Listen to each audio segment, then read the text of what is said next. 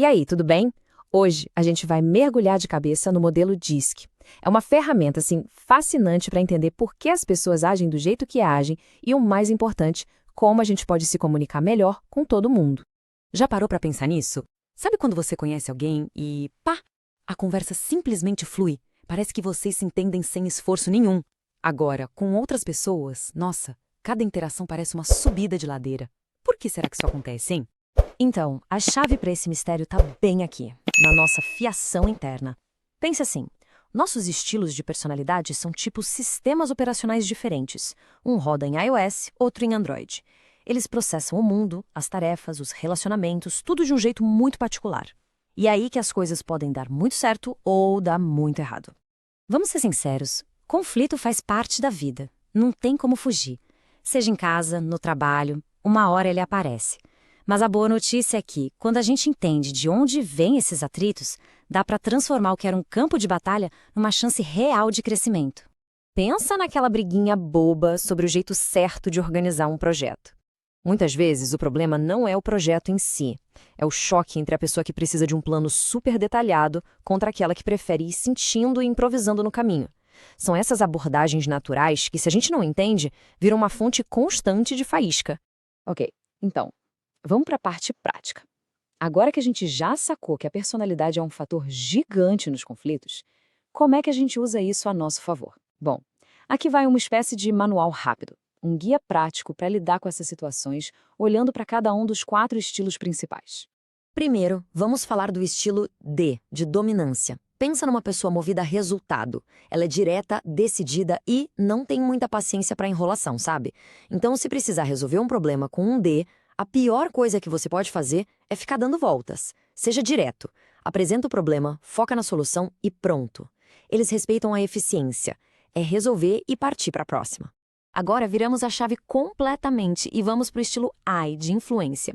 Eles são o oposto, são pessoas sociais, otimistas, que valorizam muito uma interação positiva. Uma abordagem muito dura e direta pode fazer com que eles se fechem na hora. Então, para resolver um conflito com o I, a dica é começar com algo positivo, usar um tom mais amigável e sempre equilibrar a crítica com uma palavra de incentivo. Para eles, o clima da conversa é tão importante quanto o assunto. Já o estilo S, de estabilidade, é a turma do deixa disso, que busca harmonia acima de tudo. Confronto direto para eles é um pesadelo. Para conseguir chegar a uma solução, a palavra mágica é colaboração.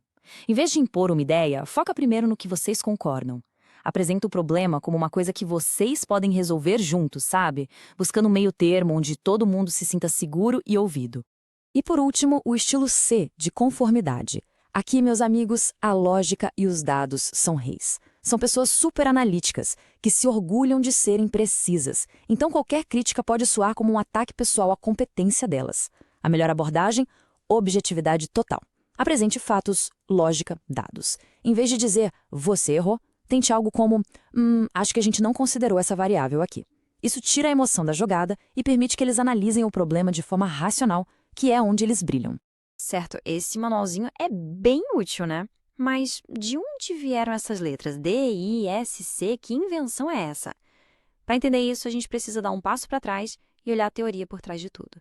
Na essência, o modelo diz que é até bem simples. Ele diz que os nossos comportamentos são uma resposta a 2 perguntas que a gente se faz o tempo todo sem nem perceber. A primeira é, o ambiente à minha volta parece favorável ou meio hostil? E a segunda, nesse ambiente eu me sinto mais poderoso ou menos poderoso que as circunstâncias?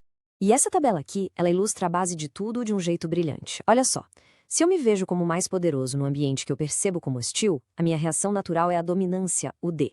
Agora, se eu me sinto poderoso, mas no ambiente favorável, a tendência é a influência, o I.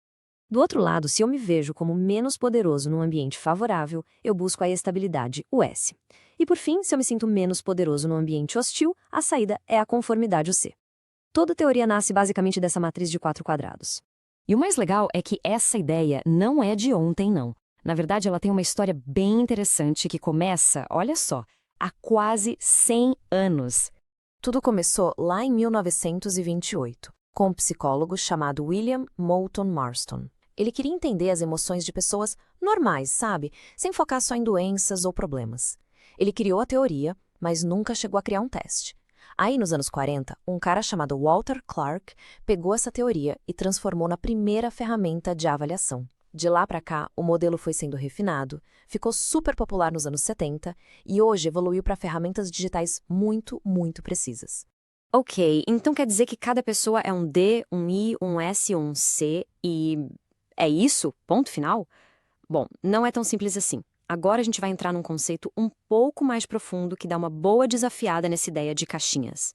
Pensa um pouco na sua própria vida. A maneira como você age numa reunião super séria na empresa é a mesma de quando você está num churrasco com os amigos?